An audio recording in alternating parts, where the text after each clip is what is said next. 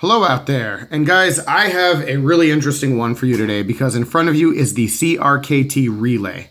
And this is a Ken Onion design that is manufactured with budget materials, but it's manufactured really well by CRKT. So let me say that right out of the chute, that I really like this knife. I like the way that it is in use. I like the way that it feels in hand. It's just manufactured and constructed really well. So I'm impressed with that because some of the recent liner locks that I've had from CRKT just haven't been that good when it comes to lockup or action, and this one certainly has all of the positive things that I'm looking to get out of a CRKT knife. But while we will go over the positives and some of the other details of this knife today, this isn't going to be a full review. You know, I do want to get enough information out there so that on the off chance that one of you were to come across one of these knives, you can make an informed decision, absolutely. But today's video is going to be more focused on the inaccessibility of the knife and the marketing and distribution choices that CRKT made that I don't really agree with. That, you know, I just think it's a letdown, a bit of a disappointment that this knife is so hard to come by. And I say that because my guess is that anyone watching this video right now has never seen one of these knives in stores, and you've probably, possibly never even heard of it. Some people might even think this is a new release when in fact it was released over a year and a half ago, and it's just one that never got any traction, and the reason for that is the name right here, Snap-on, because this is a co-branded knife produced by CRKT, but distributed by Snap-on exclusively. So the only place that you can buy this knife is either from a Snap-on truck or from snapon.com. And we are going to get into all that. I'm going to talk about how frustrating that is with this design and with other CRKTs, and just why I think CRKT let a home run pitch go by when it came to this design by not letting it get more easily into the hands of the people who would like it the most. Seems pretty simple, right? But for now, let's go back and just talk a little bit about the knife, some of the details, and go over what I think is so good about it. And what's good about this knife is that it's just a good functional beater. All of the materials, all the things, the construction that go into this knife make it a good user. So the blade here, the knife as a whole actually is a little bit reminiscent of the CRKT Prowess that I've made a couple videos about. I will link to those down below. The Prowess, though, also by Ken Onion, had a little bit longer handle, so a little bit more real estate when you're getting, you know, good ergonomic grip. But the blade shape was pretty similar. But what we have here on this relay is AUS 8, so it's AUS 8, and while I've never really been a fan of this steel, I've seen good performance out of this knife in particular with it. You know, it's held its edge pretty well. It resharpened extremely easily. It wasn't sharp when I got it, and it took a razor sharpness just very quickly, including the serrations, which was cool. When it comes to configuration, there are two different versions of this knife. There is this black bladed version with like the half serrations, but then there's also a satin blade with a plain edge. That is definitely the one that I would have preferred, but I literally have seen that version for sale like twice in the past year and a half, and I've never been able to get one. So if I can in the future, I still will, but for now, you know, this one is the one that I was able to find, and so I picked it up, and I'm happy with it. Now, as we move on back, we do actually have some good functional jimping on the top of the knife, so that is good.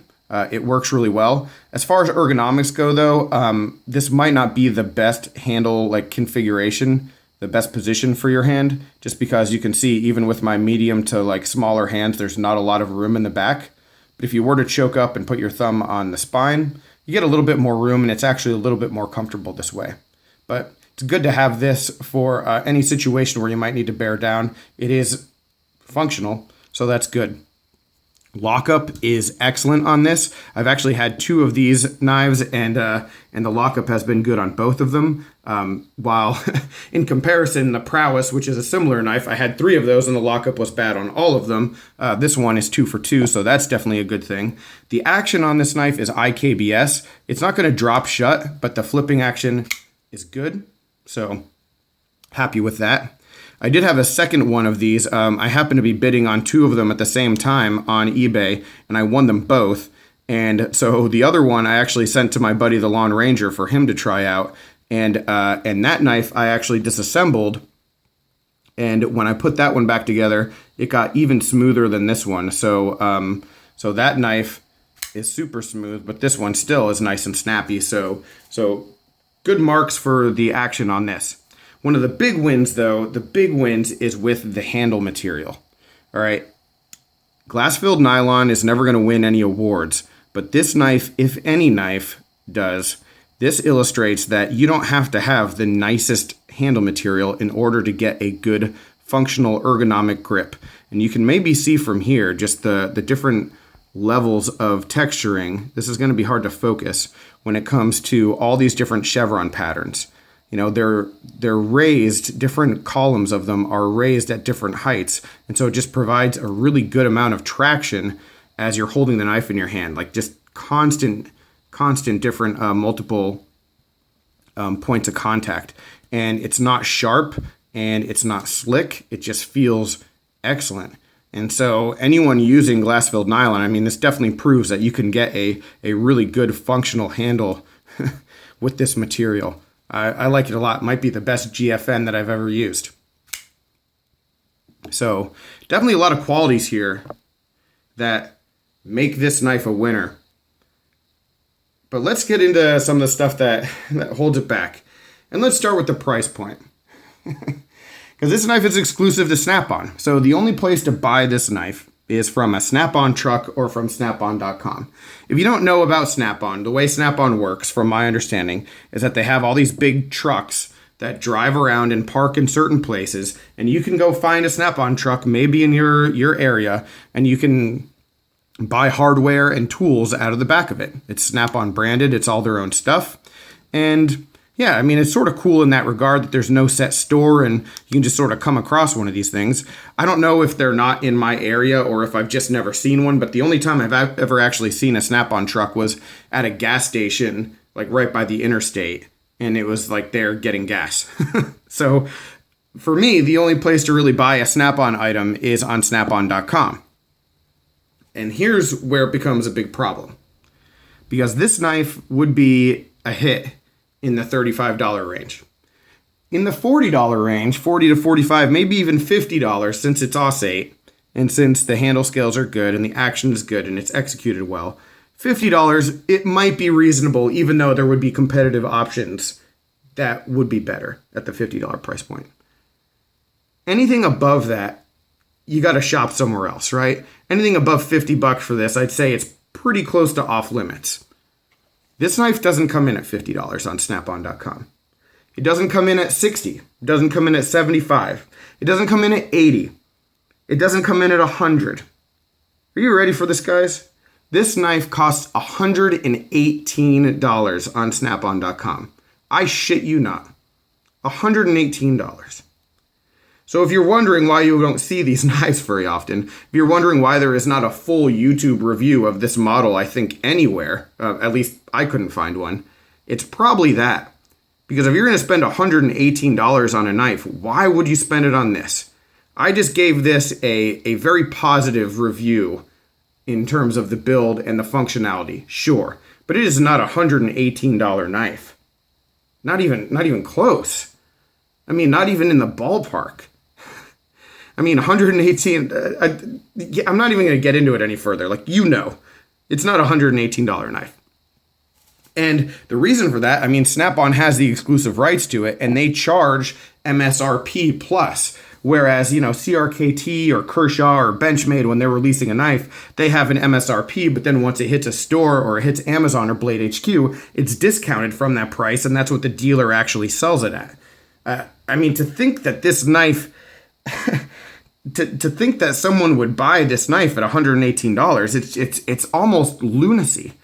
It would be someone who wouldn't have seen knives for sale anywhere else, you know, or someone who just had to have it that much, you know, and as much as I wanted this design, I didn't want it that much to spend $118 for it. I can think of a number of Benchmades that I could cross off the list for that much money, you know? So just considering it at that price point, it's just lunacy, in my opinion. Now, the other thing about Snap-on is that it doesn't need to be exclusive. That's the thing with CRKT that gets me. Like, why does it have to be an exclusive thing? Now, if you are a Kershaw fan, you're probably aware that Kershaw has partnered with Snap-on for a long time. Kershaw has had knives like the Leak, knives like the Chive, knives like the Scallion, a whole bunch of Ken Onions. Trying to think of what else they've had over there, but a bunch of different versions. The Half Ton, I think, was there. I mean, they've just done a bunch of stuff with Snap-on, but they've also kept those models in their catalog as well. They don't just exclusively take a design and say, here, have this Snap-on, and not make it available for their own distribution. CRKT does that, and I don't see how that makes any sense whatsoever. You put in the time to design an excellent knife, and then it ends up going somewhere where no one is going to see it. You know, there is a Snap-on dividend, a Snap-on exclusive dividend from Kershaw. Great. There's also a ton of other dividends that are not Snap-on exclusive. So if you want to go to Snap-on and buy a red aluminum dividend, you can. But you can also go to Amazon. You can also go to your local store and find a dividend there as well. That's how it should be. The design should be accessible. The fact that this is only on Snap-on, it hinders it. Anyone ever hear of the CRKT Ripple? I don't have one anymore. I wish I did. I really, really liked that knife. I was on the Snap-on website doing research for this video, and you know what I saw? Snap-on has a carbon fiber Ripple. A carbon fiber Ripple. Had no idea. Nobody has one. No one's ever seen it. If I could get a carbon fiber Ripple from anywhere else, I would get it. I would buy it in a heartbeat. I love that knife. The Ripple is a great design. Throw carbon fiber on it, it's a win. You'd sell a bunch of them. Nobody knows about it, and I don't understand why CRKT makes these decisions. The design is the most valuable thing in the knife community. The design itself. And just completely burying it by sending it to Snap-on makes zero sense to me. So that's my rant, guys. I hope if you're looking for this knife that you're able to find one. I've looked on eBay regularly over the past year and a half, and I've seen about a half dozen and missed out on a couple of them. A bunch of them were overpriced because, you know, if you spend $118 on this, you want to get your money back when you resell it. So obviously you're not going to sell it cheap. But I was able to get this one at a decent price. And if I'm able to find a satin one at a decent price, I will eventually. But it's not worth $118. It's not even close. And if CRKT, you know, kept the rights to distribution and was able to get these into the hands of the masses, it would be way cheaper and it would sell a whole lot more units than what Snap-on is doing. And it would be profitable. You know, why take the best knife designer in the world and just bury a great design by him? Doesn't make any sense. Anyway, guys, that's all I've got. Any questions, comments, complaints, suggestions, let me know down below. If there is something I'm missing here, if you've seen this knife in a bunch of places, or if I'm off on something, let me know so that I can correct myself. I would appreciate it. But yeah, any other feedback about it, any other thoughts about this, let me know, and I will talk with you soon. All right, guys, thanks a lot, and take care. Have a good one.